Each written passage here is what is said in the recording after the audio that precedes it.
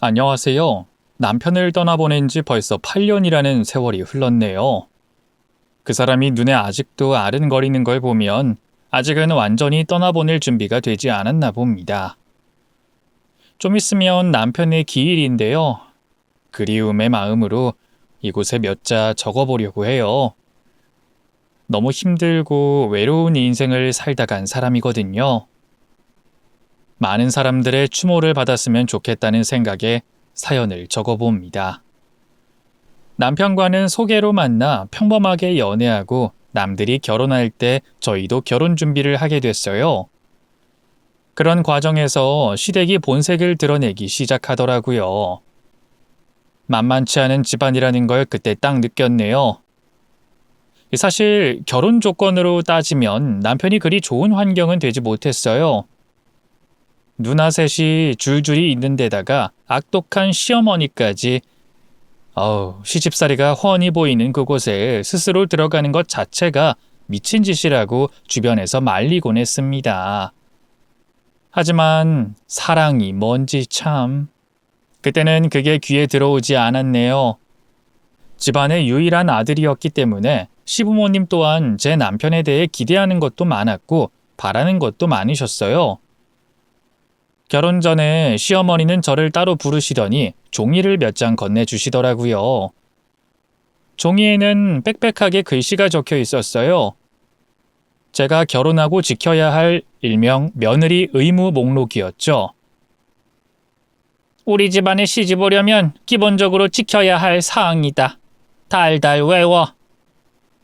누가 보면 무슨 재벌가의 시집 가는 며느리인 줄 알겠지만 전혀 그럴 만한 집안은 아니었어요. 어머님께 말을 들어보면 가난한 집안에서 대를 잇기 위해 아들을 낳으려고 줄줄이 딸을 낳은 뒤 귀하게 얻은 아들이라 금이야 오기야 정성껏 키우느라 돈이 많이 들었다고 하더라고요. 그래서 딸들은 몰라도 아들한테만큼은 용돈을 받고 싶으셨대요. 아무튼 그 종이에는 제가 지켜야 할 사항들과 용돈 금액, 기본적으로 방문해야 하는 횟수, 시부모님 생신과 제사 날짜까지 빼곡하게 적혀 있었네요. 그 종이를 본 순간 제 표정이 굳어짐을 어머님도 느끼셨는지 묻더라고요. 왜? 싫으냐? 싫으면 관둬라. 아니요, 그런 게 아니라 집중해서 읽고 있었습니다. 더 적으려던 거 최대한 줄여서 적은 거야. 요즘엔 설거지만 시켜도 이혼하겠다고 달려든다면서? 어디 무서워서 며느리랑 가까워질 수 있겠니? 난 예민하고 속 좁은 며느리는 딱 질색이니까 네가 알아서 판단 잘해라. 원래 우리는 점찍고든 며느리감이 있었어. 아들이 너를 선택했다고 하니 존중해주는 거지. 점찍어둔 며느리감. 그게 누구냐면 어머님이 아는 지인 중 한 명이 사업을 하는데 그 집 딸을 얘기하는 거예요.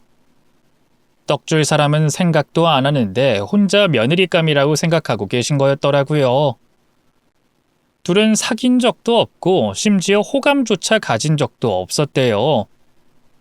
저 정도는 돼야 내 며느리감이지 혼자 생각하고 계셨던 거죠. 그렇다고 시댁 쪽에서 결혼할 때 집을 해주거나 명품백을 사주거나 그런 건 하나도 없었어요. 모든 건 저희가 알아서 준비하는 거였죠. 말 그대로 아들 하나 가진 걸로 생색을 내셨던 거예요. 내가 이런 집안을 감당할 수 있을까? 지금이라도 포기하는 게 낫지 않을까 생각하며 결혼을 몇 번이나 미뤘는지 몰라요. 아직은 내가 감당할 수 없으니 좀만 미루자 하다가 결국엔 이 사람만한 사람 없겠다 싶어 용기 내어 결혼식까지 올렸네요. 결혼과 동시에 만만치 않은 3명의 신우와 숨막히는 시어머니가 생긴 셈이었죠. 착하고 순박한 남편. 연애할 때야 물론 좋죠. 하지만 결혼 생활을 해보니 완전 최악이더라고요. 바보도 이런 바보가 없었어요. 가족 모임을 할 때도 남편이 내고, 어버이날 기념으로 선물을 살 때도 남편이 내고, 가족끼리 단체 여행을 가더라도 당연히 남편이 냈어요. 그렇다고 남편이 잘 버는 것도 아니었고 평범한 직장인 연봉을 받고 사는데 시댁 식구들은 그걸 당연하게 생각하더라고요. 언젠가 한 번은 신우들이 생색을 낸답시고 제 남편에게 이렇게 말하더라고요. 곧 우리 엄마 생신이니까 명품 하나 사드리자. 동현이가 80% 내고 나머지 20%는 우리 셋이 나눠서 낼게. 20%를 셋이 나눠서 내겠다는데 그걸 가지고 생색을 내는 걸 보고 정말 기가 막혔네요. 이대로 가다가는 시댁 식구들 챙겨주다가 우리 집안이 패가망신하겠다 싶어서 제가 정신 똑바로 차리기로 했어요. 남편에게 이렇게 말했죠. 앞으로 가족들한테 돈 걸리는 와이프가 하고 있다고 해. 돈에 관련한 것들은 내가 알아서 할 테니까 당신은 그렇게만 말하면 돼. 우리 앞으로 애도 낳아야 하고 집도 사야 하고 노후 준비까지 해야 하잖아. 가야 할 길이 멀어. 그러니까 우리 조금만 절약하면서 살자. 알겠지? 그 이후로는 제가 통장을 꽉 붙들고 있었어요. 시부모님께 드리는 용돈도 생활이 어렵다며 조금씩 줄였죠. 그랬더니 시어머니께서 난리를 치시더라고요. 며느리를 잘못 들였다. 네가 뭔데 내 아들 돈을 쥐고 있냐. 건방지다. 버르장머리 없다. 평생 들을 욕을 그때 다 들은 것 같네요. 애써 웃으며 어머님, 김씨집안 대를 이어야 하잖아요. 애 낳을 준비하려면 돈 바짝 모아야 해서 어쩔 수가 없었어요. 이해해 주실 거죠? 하며 좋게 넘겼어요. 신우들은 셋이서 단톡방이 있는데 거기서 한참 제 욕을 했나 봐요. 그걸 어떻게 알았냐면 신우 중 한 명이 실수로 가족 전체 단톡방에 제 욕을 써놓은 거예요. 이런저런 말들로 해명하긴 했지만 뻔하잖아요. 굴러온 돌이 박힌 돌 빼낸다고 제가 얄미웠던 거겠죠. 하지만 그 집안에서 살아남으려면 뻔뻔해질 수밖에 없었어요. 하지만 그것도 한계가 있었네요. 시댁 식구들이 똘똘 뭉쳐 저를 악인으로 몰아가고 있는데 남편은 애매하게 이러지도 못하고 저러지도 못하더라고요. 화가 나서 남편에게 소리친 적도 있어요. 지금 당신의 역할이 가장 중요한 거 몰라? 내가 지금 이 집안에서 나쁜 년이 돼가고 있잖아. 아내가 이런 취급받는데 왜 가만히 있는 건데? 가만 보면 당신 가족들한테 무슨 빚진 사람처럼 행동하는 것 같아. 왜 그렇게 주눅 들어 있는데?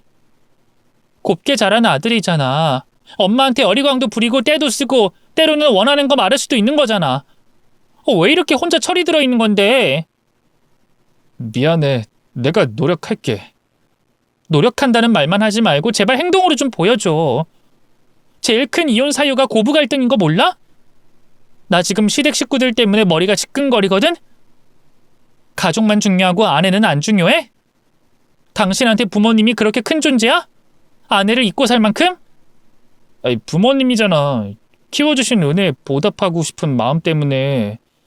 부모라면 자식을 당연히 키워줘야 하는 거야. 그건 의무라고. 아무튼 난 이제 요구할 건 요구해야 한다고 생각해. 이쁨 받지도 못하는데 내가 노력할 필요가 있어?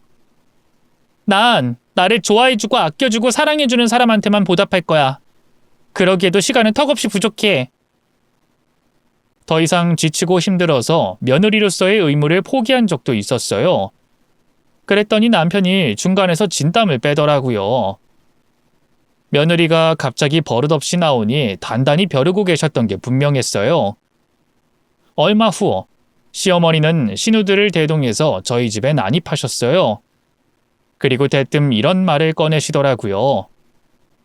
앞으로 내가 여기서 살아야겠다. 내가 오갈 데가 없어졌거든. 네? 갑자기요? 아들이 하도 용돈을 안 주니 생활비가 없어서 집 팔아버렸지 뭐니. 이 늙은이가 갈 곳이 어딨겠니? 우리 아들이 책임져 주겠지 뭐. 넌 신경 쓰지 마라. 아들 오면 그때 얘기하자꾸나. 정말 미치고 팔짝 뛸 노릇이더라고요. 시어머니는 작정하고 방 하나를 점령하시더니 그때부터 한 발자국도 나가지 않더라고요. 아마 괘씸한 며느리 버릇을 단단히 드리고 싶어서 난입하신 게 분명해 보였어요. 네가 이렇게 나오겠다 이거야? 그럼 난 더한 걸 보여줄게 하며 찾아오신 느낌이랄까요? 어르신의 고집과 아집을 제가 어떻게 이길 수 있겠어요? 다 처분하고 찾아온 분을 집 밖으로 내쫓을 순 없잖아요.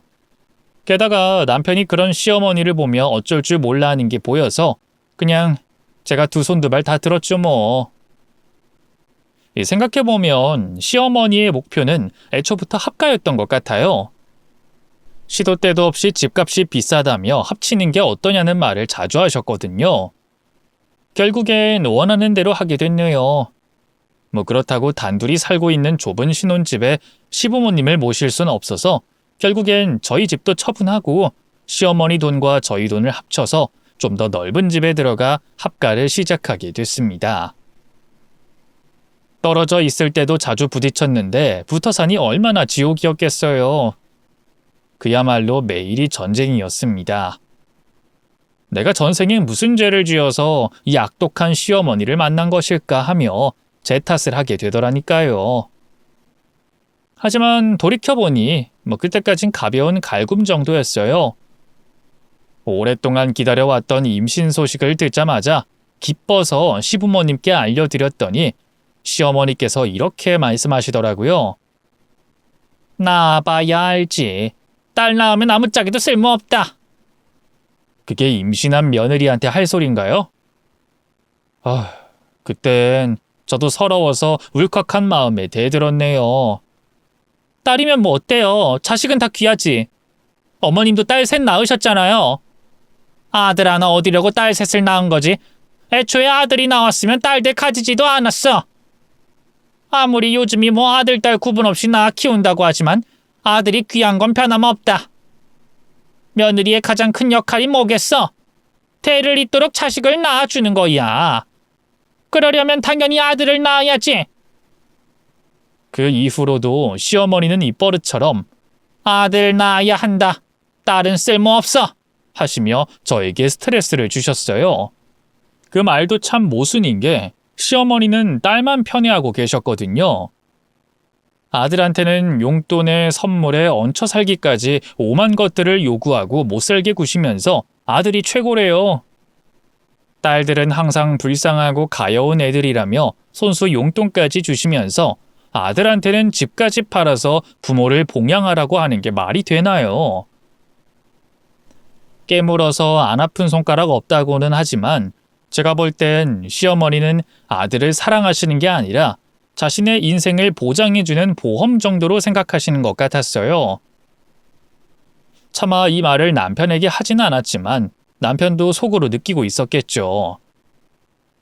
그때가 되니 남편이 밉기보다는 안쓰럽더라고요. 그리고 한편으로는 이 남자와 내가 과연 행복하게 살 수 있을까 하는 의구심이 들더라고요. 출산하고 애를 키우다 보면 부부의 노력이 중요한데 시댁 식구들의 간섭과 개입으로 더 힘든 날들을 보낼 게 눈에 훤히 그려지더라고요. 건강하게 출산은 했지만 딸을 낳았기 때문에 시어머니는 잔뜩 실망하셨어요. 그때부터 저는 딸 낳은 죄인 며느리가 되고 말았죠. 아니 무슨 조선시대도 아니고 현대에 이런 걸로 구박을 받는 게 어이가 없었지만 워낙 보수적이고 가부장적인 편이시니까 제가 이해하려고 노력했어요. 이제는 아이까지 생겼으니 조금만 더 열심히 돈을 모아서 분가를 할 수 있길 기대하며 그 희망 하나를 붙잡고 살았던 것 같아요. 남편도 아이가 생기니 정신을 차렸는지 저에게 진심으로 속마음을 말하더라고요. 여보, 나 이제 더 이상 휘둘리지 않을 거야. 이젠 우리 딸과 당신만을 위해서 살게. 내 인생 이제 당신 거야. 악착같이 일해서 돈 벌 테니까 얼른 분가하자. 우리도 남들처럼 주말에 애 데리고 좋은 카페도 가고 드라이브도 하자. 그때부터 남편이 바뀌기 시작했어요. 용돈을 차곡차곡 모아서 저한테 주더라고요. 이젠 난 용돈 필요 없어 하며 애기 기저귀 사는데 보태래요. 게다가 회사 퇴근하면 대리기사 일을 하며 부수입까지 벌기 시작했어요. 하루에 4시간 자며 일하는 남편의 모습이 안타까워서 무리하지 말고 쉬엄쉬엄 하라고 했더니 자기는 이게 편하다고 하더라고요. 가장의 무게를 짊어지고 사는 게 행복하다며 딸만 보면 한박 웃음을 짓던 사람이었어요. 그토록 딸을 끔찍하게 여기던 사람이었는데 그렇게 허무하게 가버릴 줄은 몰랐어요. 대리운전을 끝내고 돌아와야 할 시간이 한참 지났는데도 연락이 없는 거예요. 늦으면 늦는다고 칼같이 연락하는 사람이었기 때문에 그날따라 초조해지더라고요. 아무리 연락해도 받지 않아서 계속 전화를 거는데 누군가 받는 거예요. 그런데 낯선 목소리가 들려왔어요. 여기 땡땡병원입니다. 그 말을 듣자마자 당장 집 밖으로 뛰쳐나가 택시를 불러잡고 병원으로 향했어요. 최대한 빠르게 도착했지만 남편은 이미 싸늘해진 뒤였습니다. 믿을 수 없어서 남편의 이름을 반복해서 불렀어요. 작별 인사는 해야지 눈에 넣어도 아프지 않다던 딸을 두고 왜 이러고 있는 거냐고 울부짖었습니다. 대리운전을 하던 중 교통사고를 당했대요. 병원에 도착했을 때부터 가망이 없었대요. 뒤늦게 달려온 시부모님과 신우 셋 모두 충격받고 주저앉더라고요. 남편의 장례를 치를 때까지 실감이 나지 않았어요. 남편의 사진을 가만히 보는데 이 사진이 영정사진으로 쓰일 줄은 몰랐거든요. 이 사진을 찍었던 그때를 떠올리니 까마득해져서 또 눈물이 났네요. 함께 미래를 그리고 앞으로의 계획만 세웠지 남편을 떠나보낸 후의 계획은 세우지 못했어요. 그래서 더 막막했고 암담했습니다. 저는 이렇게 가슴이 무너질 듯이 아픈데 시댁 식구들은 참 이성적으로 일사불란하게 움직이더라고요. 마치 슬픔은 잠시 접어두고 해야 할 일을 해치우는 느낌이랄까요? 마음이 그렇게 쉽게 접었다 폈다 할 수 있는 것인지 저로서는 신기할 따름이었어요. 남편의 장례를 마치고 겨우 집에 들어와 숨을 돌리고 있던 때였어요. 시어머니가 대표로 저한테 다가오더니 청천벽력 같은 말을 꺼내더라고요. 정신이 좀 드니? 얼른 짐 좀 빼줬으면 좋겠는데. 네? 아들이 그렇게 된 건 우리 모두 안타깝게 생각한다. 너도 많이 힘들겠지. 하지만 정리할 건 정리해야지. 이제 우린 서로 가족이 아니니까 이 집에서 나가줬으면 좋겠다. 너도 이해하지? 무슨 말씀이세요? 왜 제가 나가요? 그리고 전 이 집 며느리잖아요. 며느리의 의무를 다하지 못한 사람을 내가 계속 데리고 있을 필요는 없잖니. 지금 제가 아들 낳지 않았다고 쓸모없는 며느리라고 생각하시는 거예요? 그래도 가족이잖아요. 왜 제가 나가야 하는 건데요? 이 집 살 때 제 지분도 있잖아요. 이 집은 엄연히 내 명이고 이 집 살 때 돈 보태준 사람은 우리 아들이지 네가 아니잖아. 솔직히 네가 여태껏 돈을 벌어보기를 했어. 제대로 살림을 하기를 했어. 그렇다고 대를 이을 아들을 낳아주기를 했어. 결혼하기 전에 약속한 걸 제대로 지킨 게 아무것도 없잖아. 내가 너라면 눈치껏 짐 싸서 나갈 것 같은데 어떻게 된 게 눈치도 없니? 긴 말 필요 없고 당장 나가. 저 억울해서 못 나가요. 남편 잃은 것도 억울해 죽겠는데 어린 딸 하나 데리고 이 추운 날 밖으로 나가라고요? 저 여태껏 며느리로서 최선 다했어요. 왜 제가 노력한 건 모른 척하는 건데요? 어떻게 손녀를 밖으로 내쫓을 생각을 하시냐고요? 너무 잔인한 거 아니에요? 손녀고 뭐고 이젠 우리 가족 아니라니까? 그리고 남편 일은 네가 억울하겠니? 하나뿐인 아들 일은 내가 억울하겠니? 너는 다 잊고 새 출발하면 그만이지만 우리는 대를 이을 핏줄이 끊겼어. 네가 우리만큼 억울해? 별것도 아닌 거 가지고 억울하니 어쩌니 불쌍한 척하지 말고 당장 나가. 솔직히 난 너 얼굴도 보기 싫다. 우리 아들 봐서 며느리랑 겨우 붙어 살고 있었던 거지 너랑 사는 거 아주 고역이었어. 막말로 너 때문에 우리 아들 죽은 거나 마찬가지인데 우리가 널 곱게 볼 수 있겠어? 여자 하나 잘못 만나서 그래. 네 팔자가 세서 우리 아들이 그렇게 간 거다. 맘 같아서 네 멱살이라도 잡고 싶은 심정이야. 내 아들 살려내라고. 너 말고 다른 좋은 여자 만나서 좋은 집안에 장가갔으면 밤늦게 대리운전 다녔겠니? 처자식 먹여 살리느라 그렇게 된 건데 넌 먼저 간 남편한테 미안하지도 않어? 그 말을 듣는데 할 말이 없더라고요. 그렇게 저를 몰아세우시는데 저도 모르게 눈물이 나왔습니다. 시어머니 말이 틀리지 않은 것 같더라고요. 제가 멍하니 앉아 가만히 있으니 신우셋은 제 짐을 대신 싸서 저에게 쥐어줬습니다. 그렇게 저는 외투 하나 걸칠 틈 없이 맨몸으로 한겨울에 그 집에서 쫓겨났어요. 딸을 안고 정신 잃은 여자처럼 천천히 눈길을 걷는데 하나도 춥지 않더라고요. 그렇게 목적지 없이 하염없이 걷고 있는데 뒤에서 누군가가 절 부르더라고요. 올케, 잠깐만. 뒤돌아봤더니 셋째 신우가 저를 향해 걸어오고 있었어요. 3명의 신우 중 그나마 말이 통했던 신우이기도 해서 작별 인사를 하러 오나 보나 했죠. 신우는 상자 하나를 들고 오더니 저한테 내밀더라고요. 이거 받아. 이게 뭔가요? 동현이 유품인데 보면 알 거야. 아무튼 올케, 우리 집안 사람들 때문에 상처받은 거 너무 마음 쓰지 마. 내가 봐도 좀 이상한 집구석이긴 하니까. 앞으론 좋은 사람들 많이 만나고 행복하길 바랄게. 추우니까 얼른 어디 들어가. 그러다 감기 걸려.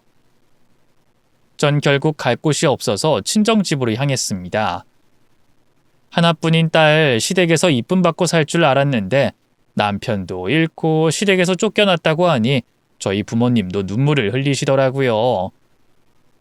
다행히도 저희 딸은 친정엄마가 케어해 주시기로 했고 저는 일자리를 구해보기로 했어요. 그렇게 바쁘게 살면서 남편의 유품을 꺼내볼 생각을 하지 않았네요. 사실 그 상자가 내내 마음에 걸리긴 했지만 열어봤자 마음만 아프고 눈물을 쏟을 게 뻔했기 때문에 차마 용기가 나지 않았어요. 그러다가 마음이 어느 정도 차분해질 때쯤 그 상자를 열어보게 됐습니다. 그 안에 엄청난 진실이 담겨 있을 거라고는 상상도 하지 못했어요. 그 안에는 남편의 아기 때 사진이 들어있었고 보육원 서류, 태어난 날짜와 시간이 적힌 종이가 들어있었어요. 그리고 갓난아기를 맡기게 되어 죄송하고 감사하다는 편지 한 통이 들어있었습니다. 이 모든 퍼즐을 맞춰보니 한 가지 결론이 나더라고요. 남편은 갓난아기 시절부터 부모님으로부터 버림받아 보육원에 맡겨졌던 것이었어요. 그리고 시부모님은 그런 남편을 입양했던 거였습니다. 처음 알게 된 사실이라 너무 혼란스럽더라고요. 저는 그 사실을 알게 되자마자 신우에게 연락해서 만나자고 했습니다. 선뜻 만남에 응해주더라고요. 만나자마자 단도직입적으로 물어봤어요. 정말 우리 남편이 입양하였어요? 우리 부모님이 동현이를 아기 때 입양했어. 동현이 빼고 우리 가족 모두 알고 있는 사실이야. 동현이를 입양했을 때는 나도 어렸을 때라 기억은 잘 안 나는데 나중에 첫째 언니가 말해주더라. 그럼 우리 남편은 자기가 입양됐다는 걸 몰랐다는 거예요? 딱히 부모님이 말해주진 않으셨어. 애 교육상 안 좋을 거라고 우리한테도 입단속 시키셨지. 알잖아. 우리 집안이 워낙 가부장적인 거. 아들을 낳아야 했는데 딸만 셋을 낳았으니 얼마나 답답했겠어. 넷째를 갖고 싶어도 그게 아들일 거라는 보장이 없으니까 자연스레 입양을 생각하셨던 거겠지. 우리 엄마가 워낙 할머니한테 구박을 많이 받고 살았거든. 그 흔한 아들 하나 못 낳았다고. 오죽했으면 배 아파 낳은 자식이 아니라 남의 새끼를 입양했을까 싶어. 그래도 우리 부모님이 동현이를 열심히 키우셨어. 친자식 못지않게 귀하게 키우셨지. 근데 입양 서류를 저한테 주신 이유가 뭐예요? 모른 척 넘어갈 수 있었을 텐데 어머님 말씀대로 전 이제 남이나 마찬가지잖아요. 생각해보니 동현이 인생이 정말 불쌍하더라고. 세상을 떠날 때까지 친부모 얼굴도 보지 못했잖아. 우리가 그 기회를 날려버린 것 같아서 죄책감이 들더라. 만날 기회가 있었나요? 있었지. 근데 우리 쪽에서 보여주지 않았어. 우리 부모님 입장에서는 입양한 아들이 커서 친부모 찾아가면 핏줄이 끊기는 거니까 걱정이 많이 됐나 봐. 그래서 친부모가 동현이 다시 찾는다는 소리 들었을 때도 숨겼어. 없는 척 도망간 척 모른 척하고 살았지. 일부러 못 찾게 혼란을 줬나 봐. 그래서 그쪽도 친아들을 평생 동안 찾을 수 없었다고 들었어. 우리 집안의 욕심으로 인해서 자식을 찾지 못했던 거지. 난 다른 건 몰라도 동현이한테 진실을 말해주지 않은 게 정말 미안하더라. 자신이 입양된 줄도 모르고 친부모가 자신을 찾는 줄도 모른 채로 그렇게 가버린 거잖아. 얼마나 인생이 허무하겠어. 자신을 가장 사랑한다고 생각했던 부모가 자신을 속여왔던 거니까. 아무튼 올케. 내가 올케한테 동현이 유품 전해준 이유는 딴 거 없어. 그래도 동현이 친부모님은 동현이 근황을 알아야 하잖아. 내가 나서서 뭘 하기에는 좀 그러니까 올케가 대신해줬으면 해서. 친부모님께 동현이 근황을 좀 전해줘. 그쪽도 애타게 동현이 찾고 있을 거야. 이게 동현이를 위해서 내가 마지막으로 해야 할 일 같아서 올케한테 부탁하는 거야. 창고 정리하는데 이 상자가 먼지가 잔뜩 쌓인 채로 구석에 처박혀 있더라. 동현이의 유일한 과거인데 이렇게 보관되는 게 마음 아파서 가지고 나온 거야. 부디 동현이가 편안하게 눈 감을 수 있게 올케가 좀 도와줘. 그 말을 듣는데 뜨거운 눈물이 쏟아지더라고요. 그쪽 식구들은 남편이 아무것도 몰랐을 거라 생각했겠지만 제 생각은 달라요. 남편의 소극적인 태도, 눈치 보는 태도, 그리고 키워주신 분들이니 보답해야 된다는 말을 버릇처럼 한 걸 보면 분명히 자신이 입양됐다는 사실을 알고 있었던 것 같아요. 저는 느낄 수 있었어요. 그래서 시어머니가 그렇게 요구하는 게 많은데도 순순히 다 들어주고 있었던 거예요. 그런 마음의 짐을 지고 있으면서도 아내인 저한테도 허심탄회하게 풀어놓지 못했던 남편의 인생이 너무 불쌍해서 눈물이 멈추지 않았습니다. 그런 제 모습을 보며 신우도 조용히 눈물을 훔치더라고요.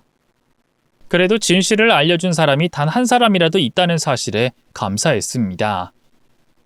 신우가 아니었더라면 저는 남편의 과거를 몰랐을 거예요. 정말 이기적인 집안이죠. 대가 끊어질까봐 아들을 입양해서 친부모도 안 보여주고 숨기고 살았던 게 말이 되나요? 그래놓고 아들 하나 있다고 유세 부리며 용돈도 아들한테 받고 선물도 아들한테 받고 인생도 아들한테 맡기려고 했던 거잖아요. 하늘에서 남편이 피눈물을 흘리고 있을 걸 생각하면 가슴이 미어지더라고요. 집에 다시 돌아와서 남편의 유품을 하나둘씩 자세히 살펴봤어요. 그곳에서 단서를 찾으려고 노력했습니다. 남편을 갑작스럽게 떠나보낸 슬픔을 추스리는 것도 힘들었지만 이렇게 진실을 알게 된 이상 가만히 있을 수 없잖아요. 그렇게 저는 남편이 잠시 잊었던 보육원에 찾아갔습니다. 그곳에다가 사정을 말하니 자료를 찾아주더라고요. 아주 오래된 자료였기 때문에 확실하진 않지만 어느 정도 정보는 얻을 수 있었어요. 거기에 나온 주소로 곧장 찾아갔더니 이미 많은 것들이 바뀌어져 있더라고요. 제가 도착한 곳은 이미 건물을 허물고 재건축을 하고 있었습니다. 완전히 길을 잃고 말았죠. 인터넷을 한번 찾아봐. 방향성을 잃고 있던 제게 친구가 말해주더라고요. 요즘에는 검색을 통해 사람을 찾을 수 있다면서요? 물론 그것 또한 힘든 일이었습니다만 어찌저찌 하다 보니 실마리를 잡긴 했어요.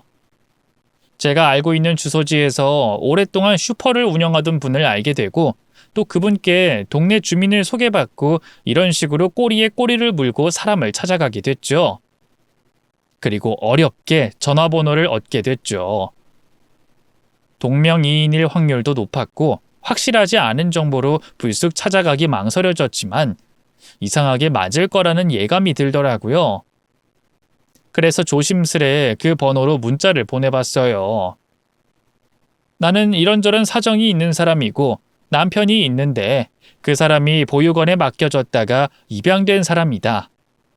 친부모님을 찾고 싶은데 맞으신지 궁금하다. 이런 식으로 보냈어요.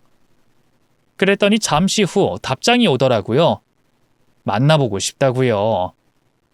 제가 도착한 곳은 한 공장 단지였는데 처음 와보는 곳이라 낯설어서 두리번대고 있자 작업복을 입은 한 남성분께서 저에게 다가오시더라고요.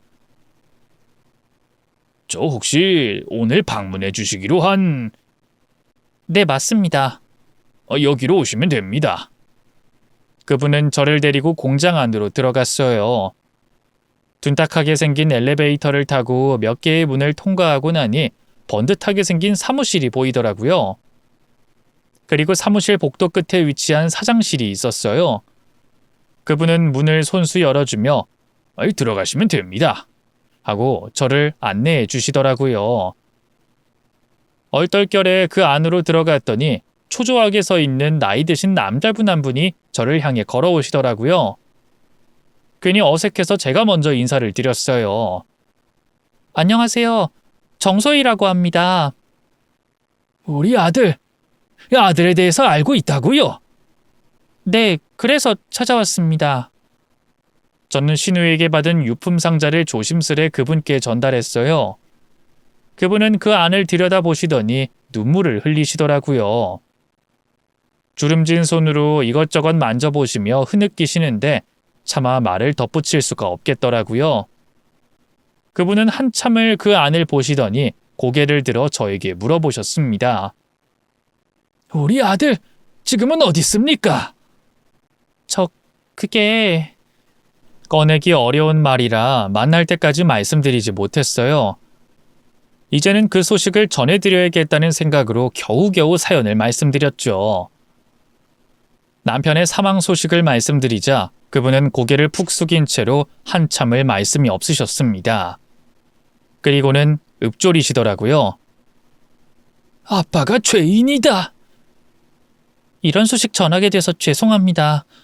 하지만 그 사람 소식을 전해드려야 할 것 같아서 찾아왔어요. 너무 늦었습니다. 제가 그 사람 먼저 챙기고 진작에 찾아뵀어야 했는데 그러지 못했어요. 행복하게 살다 갔나요? 결혼 생활하면서 정말 행복했습니다. 예쁜 딸도 낳았고요. 사진 보여드릴까요? 제 핸드폰에 저장돼 있는 제 딸의 사진을 보여드렸어요. 그분은 사진을 자세하게 들여다보시면서 눈물을 그렁이시더라고요. 똑 닮았네. 내 아들이랑 똑같이 생겼어. 그놈 어린 시절이랑 똑같네. 딸은 아빠를 닮는다잖아요.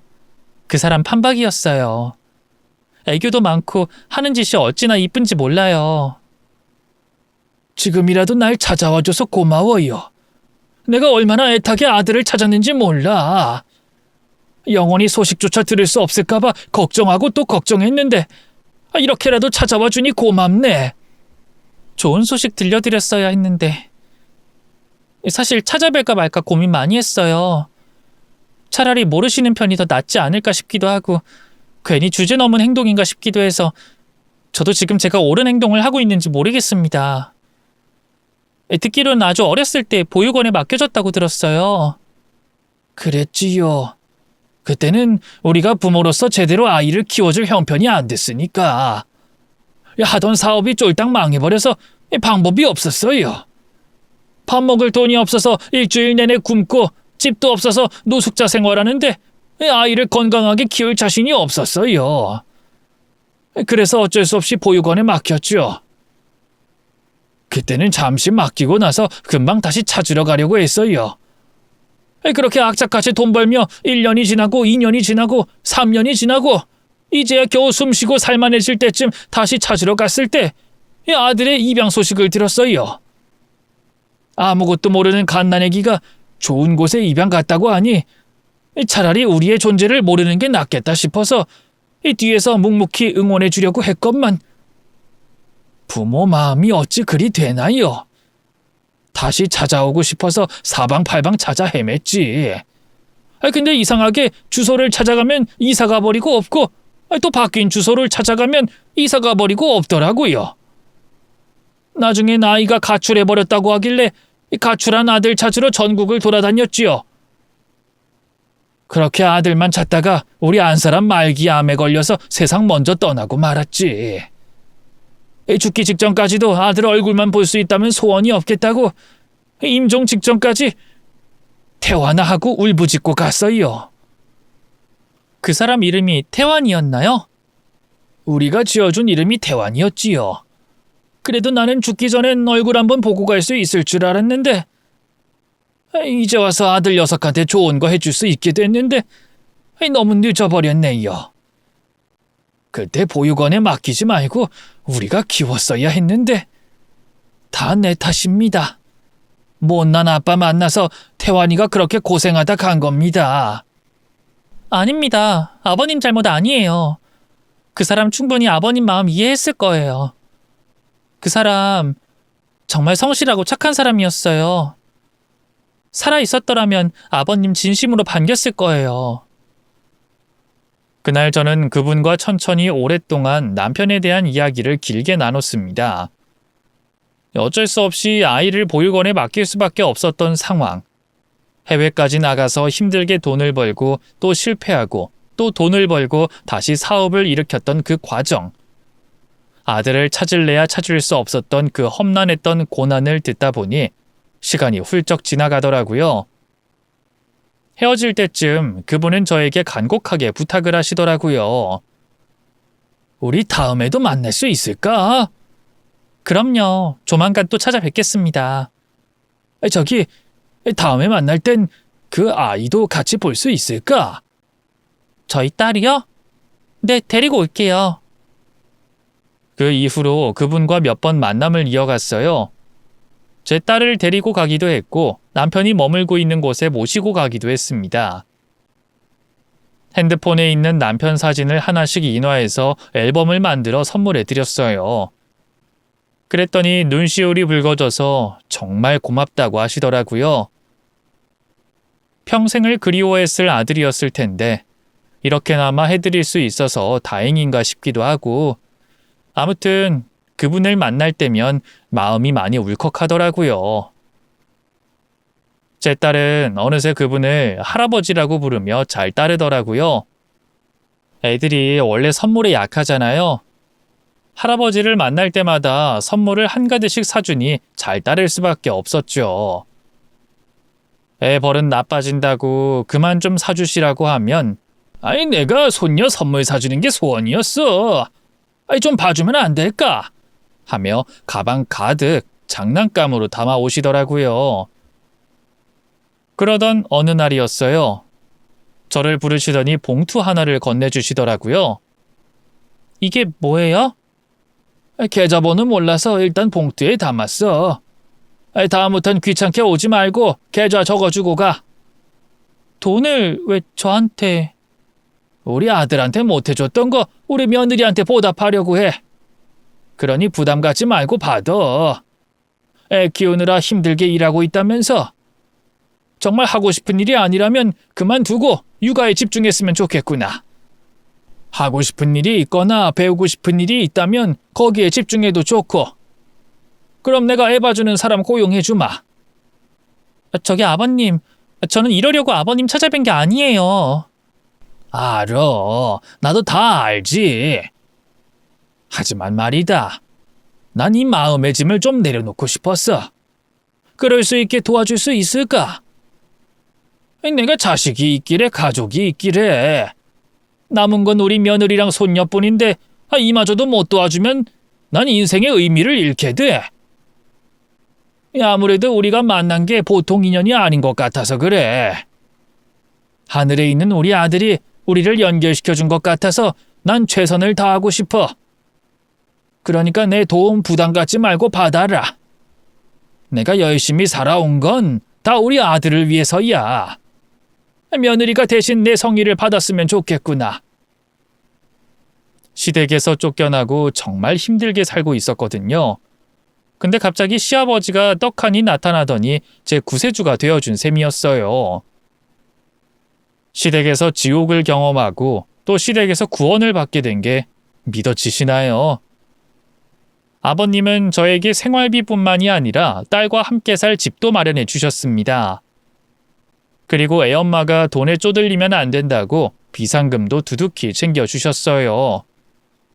생활비도 너무 과하게 주셔서 차곡차곡 남는 돈을 모아 돌려드리려고 했더니 기겁하시며 돌려주시더라고요. 제 딸은 아버님이 키웠다고 해도 될 만큼 아버님의 도움이 정말 컸습니다. 아버님 덕분에 육아와 동시에 대학원까지 다닐 수 있었고 배우고 싶었던 걸 배우고 그걸로 일까지 알 수 있게 됐어요. 아버님은 공장과 가지고 계신 건물을 저와 손녀에게 물려주고 싶으시다며 이것저것 알아보신다고 하더라고요. 감사하지만 사양했습니다. 아버님, 전 그런 것까지 받을 준비가 안 돼 있습니다. 여태껏 받은 것들도 너무 과해요. 어찌 은혜를 갚아야 할지 고민 중인데 더 주시려고 하면 어떡해요. 아버님께서 소유하신 것들은 아버님을 위해 쓰셨으면 좋겠어요. 우리 며느리가 참 소박해. 이 세상 떠날 때 다 싸가지고 갈 것도 아닌데 미리 정리하는 것도 좋지. 난 돈보다 더 귀한 가족을 얻었으니 더 이상 바랄 게 없어서 그래. 난 우리 며느리 손녀가 대를 이어서 내가 하던 걸 이어받았으면 좋겠구나. 아무리 그래도 손자가 아니라 손녀인데. 요즘 그런 게 어딨어. 손자든 손녀든 다 같은 핏줄이지. 나는 우리 손녀가 장차 큰 사람이 될 거라 확신해. 맘 같아선 대통령 됐으면 좋겠어. 저도 모르게 예전 시댁에서 세뇌를 당했나 봐요. 딸이니까 안 돼.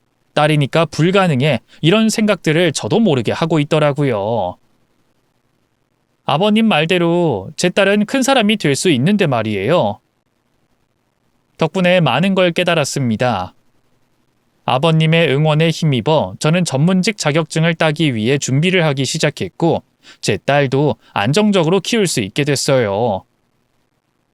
이렇게 행복하고 풍족하게 살아도 되나 싶을 정도로 감사하더라고요. 그때쯤 되니 예전 시댁에 대한 증오도 원망도 조금씩 사그라들더라고요. 하지만 어느 날 불쑥 찾아온 예전 시어머니로 인해 예전 기억이 되살아나고 말았죠. 오랜만에 만난 시어머니는 대뜸 돈 얘기부터 하더라고요. 우리가 계산을 못한 게 있어서 말이야. 너 우리 아들 보험금 탄 거 왜 말 안 했어? 그걸 꼭 말해야 하나요? 내가 부모인데 당연히 말해야지. 너 혼자 홀랑 그걸 가지려고 했어? 돈이 그렇게 궁했니? 저 그 돈 한 푼도 안 썼어요. 우리 남편 목숨값이라 생각해서 단돈 10원 하나 못 썼다고요. 물론 그거 어머님께 드릴 수도 있어요. 하지만 괘씸해서 드리기 싫어요. 뭐? 너 지금 내가 괘씸하다 그랬어? 신부모도 아니면서 아들 착취했던 거 미안하지도 않아요? 그래놓고 보험금은 또 탐이 나셨나 봐요? 그동안 아들한테 용돈 받고 생활비 받고 선물까지 받았으면 미안해서라도 사죄해야지. 보험금까지 내놓으라뇨. 제정신이세요? 내가 친부모지 그럼 누가 친부모야? 보육원에서 입양하셨잖아요.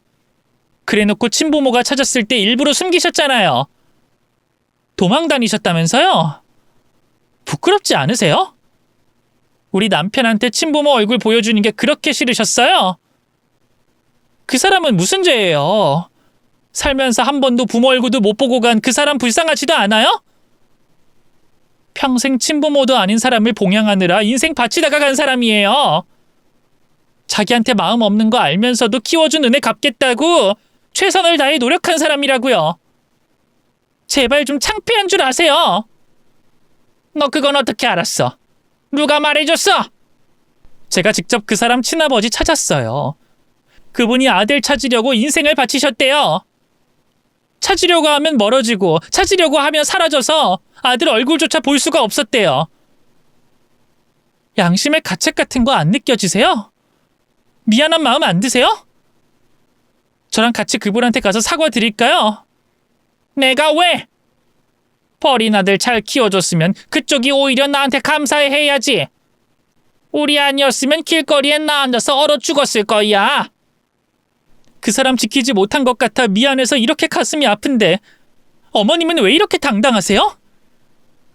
키운 정이라도 있었으면 이렇게 냉정하진 않았을 거예요. 머릿속으로 보험금 계산하기 전에 아들한테 미안하다고 먼저 사과부터 했어야 하는 거 아니냐고요? 됐다. 보험금 됐으니까 앞으로 나한테 연락하지 마. 알았어? 시어머니는 전곡을 찔린 듯 불이 나게 상황을 마무리하고 뒤돌아가시더라고요. 그리고 얼마 후 무슨 일이 일어난 줄 아세요? 시어머니가 절 다시 찾아온 거예요. 저희 남편 친아버지가 엄청난 부자라는 소문을 어디서 들었는지 저한테 오셔서 돈 좀 줄 수 없겠냐고 묻더라고요. 글쎄 저더러 전해달래요. 그쪽한테 잘 좀 말해줄 순 없겠니? 어쨌든 사랑으로 키워주긴 했지만 그만큼 돈과 노력이 든 건 사실이니까. 여태껏 키워준 값을 달라는 게 아니라 이 성의 표시라도 좀 해주셨으면 해서. 비록 아들이 그렇게 된 건 안타깝지만 우리가 정성껏 키워준 건 사실이잖아. 그럼 어머님이 직접 가서 말씀드리세요. 왜 저한테 전달하라고 하세요? 좀 그렇잖아. 양부모가 괜히 돈 때문에 찾아왔다고 생각하실까봐 망설여지네. 맞잖아요. 돈 때문에 찾아오셨잖아요. 너는 무슨 말을 그렇게 하니? 너야말로 너무한 거 아니니? 아무리 인연이 끊어졌어도 네가 내 며느리고 네 딸이 내 손녀인 건 변하지 않는데 어떻게 나한테 연락 한 번을 안 해? 내가 생활비를 바란 것도 아니고 용돈을 바란 것도 아니다. 그저 우리 쪽이 힘들면 한 번쯤은 들여다보고 도움을 줬어야 하는 거 아니요? 제가 왜요? 엄동설안에 맨몸으로 며느리 쫓아낸 사람들을 제가 왜 도와야 하는 건데요? 어머님이야말로 저한테 빚진 거 있으시잖아요. 집 매매할 때 제가 돈 보탰는데 그것도 모른 척 하셨잖아요. 어디 한번 법으로 해볼까요? 그나마 예정 봐서 참은 거예요. 막말로 제가 힘들고 어렵게 살았으면 찾아오셨을 거예요. 무시하셨을 거잖아요. 전 어머님한테 줄 돈 없고 도움 드릴 마음도 없으니까 다시는 찾아오지 마세요. 피 한 방울 안 섞인 사람을 무슨 가족이라고 말이 되는 소리를 하세요. 불쾌하니까 당장 비키세요. 머릿속에 돈밖에 없던 시어머니는 그렇게 돈 때문에 저에게 아쉬운 소리를 하며 마지막으로 등을 돌리셨습니다. 그 후로는 마주칠 일이 없었어요. 저는 아직도 남편이 있는 곳에 딸을 데리고 자주 찾아가곤 합니다. 예전 시댁 식구들은 처음엔 자주 오는가 싶더니 지금은 발걸음이 끊긴 것 같았어요. 저와 딸만큼은 남편을 오랫동안 추모하고 기억하려고요. 지금 만약 살아 있었더라면 딸이 크는 걸 생생하게 지켜볼 수 있었을 텐데 그게 너무 아쉬워요. 자식이 커가면서 보여주는 소중한 장면을 저 혼자만 봐야 한다는 게 가끔은 가슴 아픕니다. 그래도 혼자서 씩씩하게 딸을 잘 키우고 있으니 걱정 말라고 한마디 해주고 싶네요. 언젠가 저도 남편이 있는 곳으로 갔을 때 당당하게 말하고 싶어요. 당신 없이 혼자서 딸 잘 키우고 당신 친부도 잘 모시고 왔다고. 이만하면 알찬 인생 살지 않았냐고요. 그때까지 열심히 살아보려 합니다.